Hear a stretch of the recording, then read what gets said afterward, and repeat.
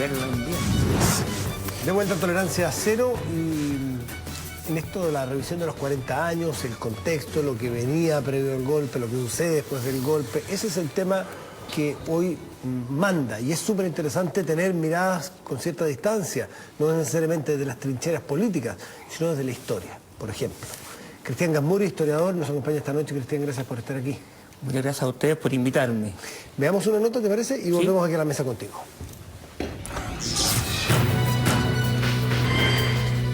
Yo tenía 20 años cuando ocurrió el golpe. No tengo nada que pedir perdón. Este no es un problema de edad, es un problema de hacerse cargo de lo que ha pasado en Chile.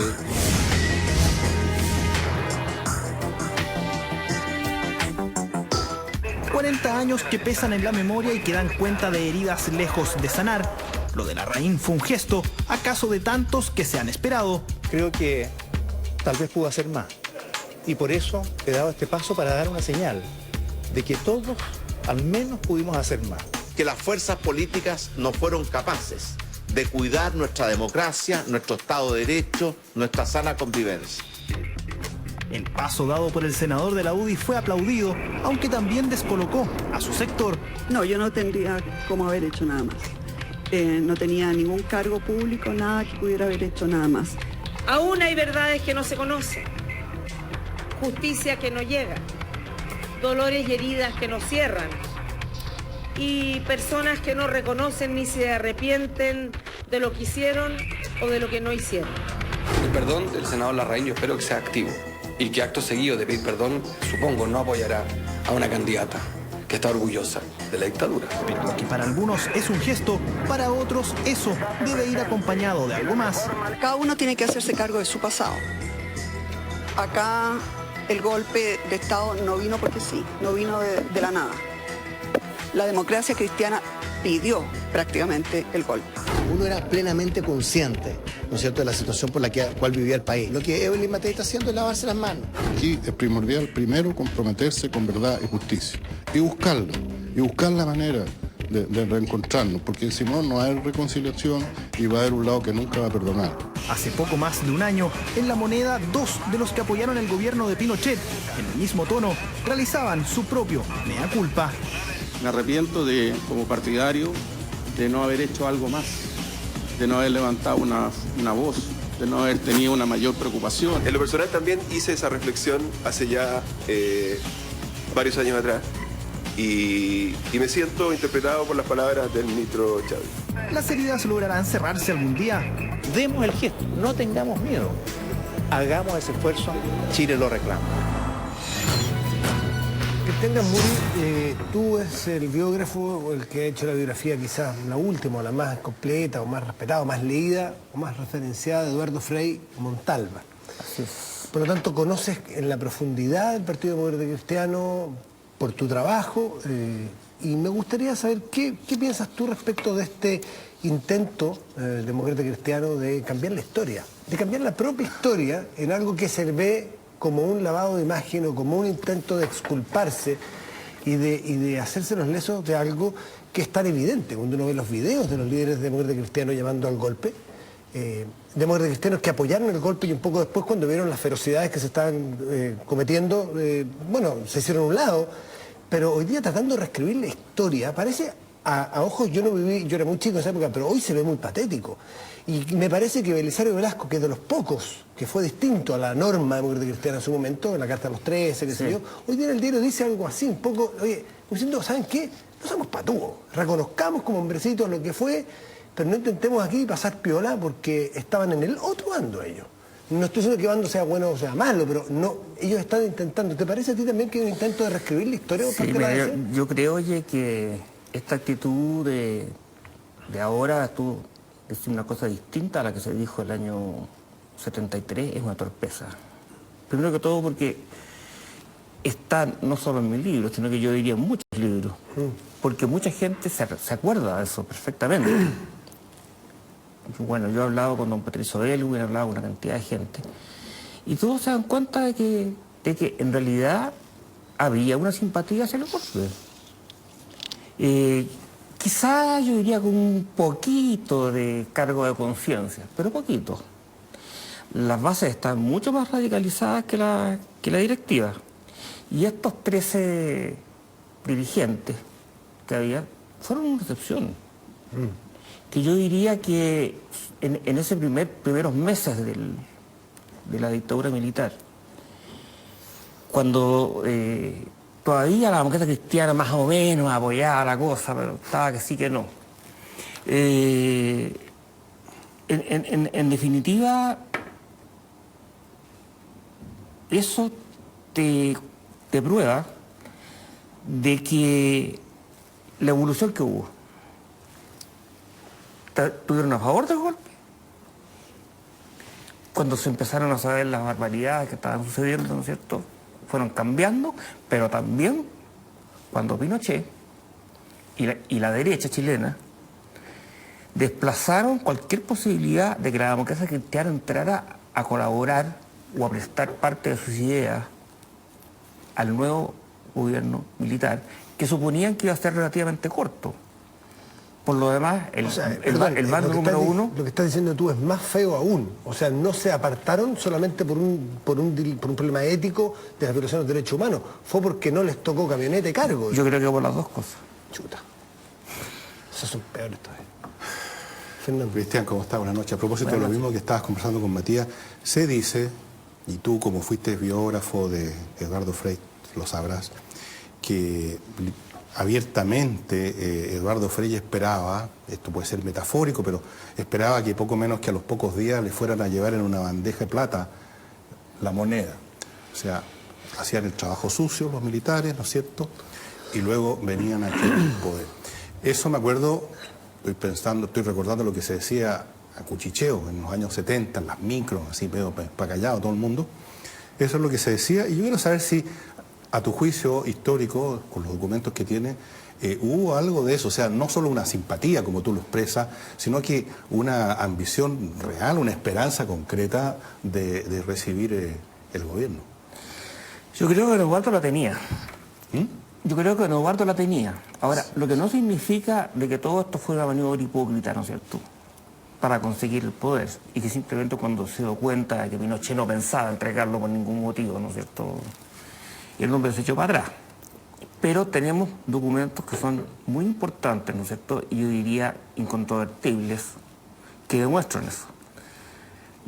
El más importante es la carta de Mariano Rumor, en que defiende, ¿no es cierto?, el golpe militar, que está escrita poco tiempo después del golpe, un mes después del golpe, poco más de un mes. Bueno, toda la correspondencia que tuvo con Bernardo Leyton, porque Bernardo Leyton le reprochó a Frei, ¿no es cierto?, justamente el hecho de que hubiera apoyado más o menos veladamente, pero claramente, al golpe militar en un comienzo. Bueno, hubo todo un carteo con Bernardo Leyton, con el cual eran muy amigos por lo demás, que finalmente terminó en una cosa, ya, se perdonaron mutuamente. Pero las cartas, digamos, de Leyton sobre todo, son tremendamente claras en eso. Está el prólogo del libro de General Arregada, de la vía violenta a la vía insurreccional, que lo escribió Frei. Y Frei nuevamente dice, aquí, ¿no es cierto?, el golpe militar vino a salvar, o por lo menos a rescatar, la democracia chilena. Todavía dice eso. Ahora, claro, si empezamos a ver documentos de 4, 6 meses después, Frei está en otra cosa, completamente distinta. ¿Es porque supo de las violaciones de los derechos humanos? ¿Es porque se dio cuenta que la pelea frente a los militares la había perdido frente a la derecha? Y de eso quiero hablar después un poco. ¿O fueron las dos cosas más o menos entremezcladas? Porque en la política no se dan las cosas tan químicamente puras, ¿no es cierto?, como en la química, valga la redundancia. Pero yo diría que fueron las dos cosas. Ahora, recordemos además otra cosa, que a Frei, la gente del Unión Popular lo había insultado ya a un nivel, ¿no es cierto?, sí, me acuerdo, poco visto en Chile. Entonces, lo que hizo Frei en la carta a Mariano Rumor y en otras manifestaciones que tuvo, ¿no es cierto?, de apoyo inicial al golpe, fue lo que los franceses llaman un cri de cœur. O sea, sacó adentro, digamos, el enojo que tenía, digamos, feroz en contra de la gente del UP, que lo habían subido y bajado, ¿no es cierto?, pero casi desde el principio del gobierno de Allende. Bueno, eso también influyó, porque la historia finalmente es muy compleja. O sea, situaciones como esta no tienen una sola explicación. Entra la psicología de la gente que está metida adentro. Entran razones que son internacionales. ¿Por qué le escribe a Mariano Rumor, Frey? Bueno, porque es el jefe de la democracia cristiana internacional, ¿no es cierto? Ahora Rumor se tragó lo que le decía Frey, cuando toda la prensa europea está diciendo que Frey había traicionado a Allende y que era tan culpable casi como Pinochet, ¿no es cierto?, lo que había pasado. Bueno, esa cosa es muy compleja, pero que de todo lo que estoy diciendo hubo algo, ciertamente que de todo lo que estoy diciendo hubo algo. Ahora, creo que lo del Krieger se ha dicho poco, pero fue muy importante, porque Frey era una persona que tenía mucho respeto a sí mismo. Y la cantidad infinita de insultos que recibió fue una cosa que le dolió mucho. Fernando. Yo tengo la impresión que si uno revisara para atrás, no hay mucha dificultad en encontrar, que no sé si es que la palabra es la democracia cristiana como partido, pero que los principales líderes de la democracia cristiana, por cierto, consideraron que el golpe era una cosa inevitable y que de alguna forma era la única vía para algo que ellos se habían opuesto junto con la derecha en la Confederación Democrática, que era el organismo que canalizaba la oposición. Yo creo que la razón probablemente más señera para poder decir de que reescribir la historia me parece un poco tonto, es que los 13 fueron la excepción. Si es que los 13 fueran la norma, los 13 que escribieron la carta en contra del golpe, bueno, los 13 no serían 13. No hubiese encontrado. Habrían sido 3.000. Lógico, no hubiese encontrado las dificultades que los 13 encontraron para generar 13 firmas. Sí. Y tuvieron que conseguir firmas de personas que incluso estaban en el extranjero, que estaban dispuestos a firmar.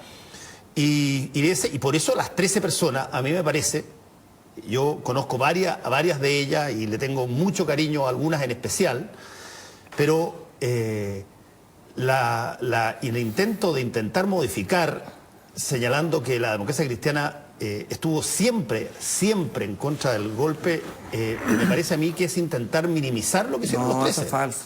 Y minimizar lo que hicieron los 13. Los 13 hicieron una cosa realmente difícil en la época. Quiero agregar dos cosas más. Cuando William Thayer, Juan de Dios Carmona entran al gabinete, ¿piden permiso al partido o no piden permiso al partido? Algunos pidieron, otros no. Yo sé que Caguas pidió, por ejemplo. Pero Juan de Dios Carmona, tengo entendido que no pidió.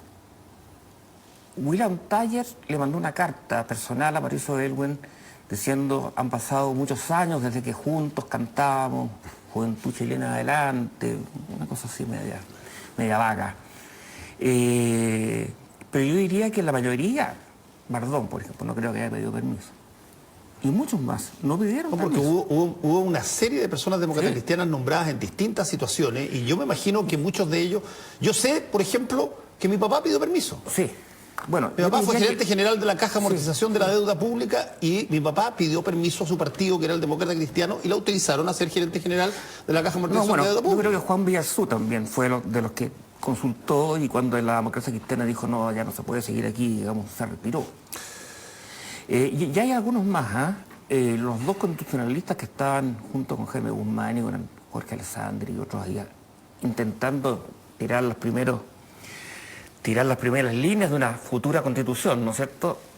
Cuando la democracia cristiana demostró que estaba francamente en contra de la dictadura, ¿no es cierto?, se retiraron de la comisión. Tú hablabas, Cristian, perdón, por favor, de lo ambigua que es la conducta humana, porque tiene muchos factores, y la historia, por lo tanto, que la hacen los hombres ambigua. Y quizás aquí sería bueno hacer una pequeña discriminación con los tiempos, porque la historia transcurre en el tiempo. Una cosa es antes del golpe y otra cosa es después.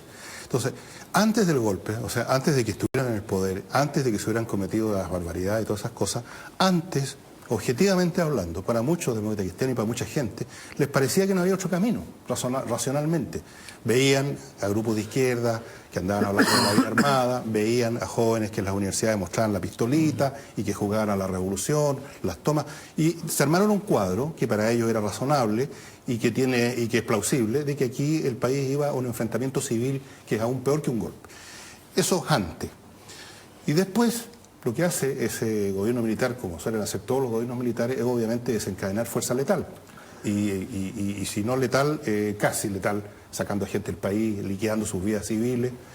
Pero son dos cosas distintas. Quizás sería injusto, creo yo, mezclarlos en un solo paquete y entonces hacer aparecer a estas personas que le dieron la luz verde al golpe cuando declararon inconstitucional al gobierno de Salvador Allende, hacer como que ellos fueron después poco menos que apoyadores de las brutalidades y que no les importó. O sea, yo creo que son momentos históricos muy distintos. Es que eso se nota. Mira, es que yo creo la diferencia de personas se nota. Bueno, sí, yo te diría de que hay una cosa que hay que decirla claramente porque es, a mí, como te diría como profesor de historia, no me gusta decir historiador porque es como decir pianista, es clara. Hay que distinguir el golpe de Estado de la dictadura. Claro. Yo te diría que la democracia cristiana, en la base y en la militancia, la inmensa mayoría estaba a favor del golpe. Pues quería acabar con este gobierno, ¿no es cierto? Que, acordémonos, que era el gobierno, ¿no es cierto?, de las colas, que era el gobierno, ¿no es cierto?, de la crisis social, ¿no es cierto?, que era el gobierno, ¿no es cierto?, que de múltiples abusos con las tarjetas estas de racionamiento, etcétera, etcétera. Bueno, estaban en eso. Pero por eso apoyan el golpe. Claro. Para terminar con eso. Pero cuando se dan cuenta de lo que es la dictadura, que hay que distinguirla conceptualmente del golpe, eso. Ahí empieza el problema, ¿no es cierto?, y empieza la democracia cristiana a darse vuelta. Pero ya tienen las manos metidas. Sí, pero para ser justo, y también son mayoría, entiendo yo, y es más bien la norma que la excepción, los que abandonan la dictadura por esos temas. O sea, si bien yo creo que mayoritariamente fueron golpistas, aunque hoy día sacan los lesos, mayoritariamente también tuvieron un desafío ético de abandonar. Sí, yo te diría, y estuvieron a la altura. Y sinceramente, y sinceramente fue eso. O sea, no creo lo que lo acusó Pinochet y muchos otros militares y gente de derecha, si tuvimos una dictadura cívico-militar, si no fue una dictadura puramente militar la que tuvimos. Eso de que lo habían hecho por hipocresía, que habían, como tú lo dijiste hace un rato, que los militares hagan el trabajo sucio y después nosotros recogíamos ¿no es cierto?, los frutos de lo que sucedió, con las manos limpias. Bueno, yo creo que eso no es pensar demasiado mal. Creo que fueron sinceros en los dos momentos. Cuando querían el golpe y cuando se dieron cuenta de que no podía seguir. Pero en este tercer momento, en este tercer momento sí que no hay mucho. Hoy día no creo que sea una frescura. Si además esta cosa se puede revisar, y tú eres probablemente más experto que yo en eso, pero se puede revisar por años. Si esto ocurre, yo distingo tres periodos, fíjate, tú distingues dos, entre el golpe y la dictadura. Yo distingo entre tres cosas. Yo distingo entre quienes estaban porque hubiera golpe, entre cuando se produjo el golpe ya dado, tuvieron que decir si es que era o no era válido, o sea, lo pasaron a posteriori, tuvieron que definirse a posteriori del golpe, y la dictadura que viene después, y ahí es donde hay que definirse como partido en términos más formales. Sí. Pero cuando se toma la decisión de salirse del gobierno de la democracia cristiana y se convoca a la gente que salga del gobierno, que es el año 75 más o menos, creo que poco antes del 75, sí. Ya habían salido muchas personas individualmente, ahí se produce una situación de estar en la oposición de frentón. Y quiero agregar una cosa que me gustaría preguntarte. ¿Qué tanto influye en esta... a tu juicio, en esta visión de apoyo primigenio al cambio de régimen de la forma que se produjo a través de un golpe, el que muchas de las personas que llevan a cabo el golpe desde el punto de vista militar habían sido decanes del presidente Frei o del mismo Salvador Allende? Pinochet había sido el edecán de Fidel Castro en la visita de un mes acá, por lo tanto Bonilla, ni hablar, por lo tanto uno tenía la sensación de que estas personas o eran de sensibilidades compatibles o se conocían lo suficiente como para poder enredar. Bueno, yo creo que ahí hubo una pelea dentro de los propios militares, bastante soterrada y de la que se sabe poco todavía. Te digo tú, pero yo diría que el sector de Bonilla, hasta Arellano, fíjate. Eso es decir, Arellano con todos crímenes de que fue de por después, medio. bueno, de que fue culpable después. Y varios generales más. Estaban, te digo tú, por no ser una dictadura militar larga, una dictadura militar corta, y eso lo refleja el bando número 1, ¿no es cierto?, que dice aquí nosotros damos el golpe para restaurar la institucionalidad quebrantada, etcétera, etcétera, es el bando 1. Bueno, había esa cantidad de gente que yo te diría pretendían acercarse a la democracia cristiana. Ahora, Pinochet les temía. Ciertamente que Pinochet les temía, te digo. Pero Pinochet, ¿con qué cuenta para derrotar, yo diría, a esa serie de generales que venían muy poco después de él en cuanto a antigüedad en el ejército? Bonilla, sobre todo. Con que desde el primer momento entra la derecha. Yo te diría, sobre todo dos grupos. Entra el grupo, yo diría, más radical, cuasi fascista, de Paz y Libertad, ¿no es cierto?, con Pablo Rodríguez, con Time, con otros por ahí, ¿no es cierto? Y entra el segundo grupo, que a la larga fue mucho más, pesó mucho más, ¿no es cierto?, que son los gremialistas, con don Jaime Guzmán en la cabeza, ¿no es cierto? Jaime Guzmán entró porque lo llevó el general Lee al gobierno militar. Pero al poco tiempo Guzmán, con la astucia que tenía, la inteligencia que tenía, porque reconozcamos que era muy inteligente, se da cuenta que Lee ahí no manda y que él va a tener que acercarse a Pinochet. Y además se da cuenta que Pinochet lo necesita. Bueno, entonces esa derecha va a ser la que va a taponear la posibilidad, ¿no es cierto?, que diría que no solo de Frei, porque a Frei le tenían mala por el problema, ¿no es cierto?, del tanquetazo. Ya, Sergio, ya sí, bueno, pero también otros. Bueno, esa entrada de la derecha civil, y por eso que insisto que la dictadura fue cívico-militar, esa entrada de la derecha civil, que entra con mucha fuerza desde el primer momento, con gente muy inteligente como Guzmán, te digo, va a ser, yo diría, clave en el desplazamiento de la posibilidad, o sea, en el fracaso de la posibilidad de que los demócratas cristianos, ¿no es cierto?, pudieran haber influido, ¿no es cierto?, en lo que era el gobierno militar. Todavía no hablemos de dictadura, hablemos de gobierno militar al principio, y los desplazan y convencen a los militares que pueden tener muchas cualidades, pero no suelen ser sutiles, de que lo que estaban haciendo los demócratas cristianos era justamente lo que tú decías, que ellos hagan el trabajo sucio y después nosotros nos tomamos el té. Ahora, a una persona, yo diría, con más cultura, que sepa más de política o que sepa más de historia, cuesta convencer que una cosa tan simple se ve así. Pero es que los militares, yo te diría, ya le tenían pica a la democracia cristiana. Y además te diría, la cantidad de orejeros civiles y también militares que empezaron con esa estrategia fue enorme. Y eso terminó, ¿no es cierto?, por consolidar a Pinochet, consolidar el gobierno militar como dictadura, te digo tú, y dejar a los demócratas cristianos tirarlos, obligarlos casi, a irse a la oposición. Déjame decirte un solo comentario. Cuando mencioné el tema de la hipocresía, lo veía como un componente, tal como lo ves tú, más. Yo creo que estuvo presente este cálculo medio echado un poco para atrás en el desván. Y creo, y agrego lo tuyo, que además los militares, aparte de esa desconfianza, tenían una que venía muy atrás, junto con toda la derecha, que miraban a los DC como los eternos peces que se mueven a media agua y que facilitan la llegada de las izquierdas, los Kerensky. Exactamente. Yo fíjate que yo tengo una duda, Cristian, que me encantaría responder. A ver si que tú me la puedes responder.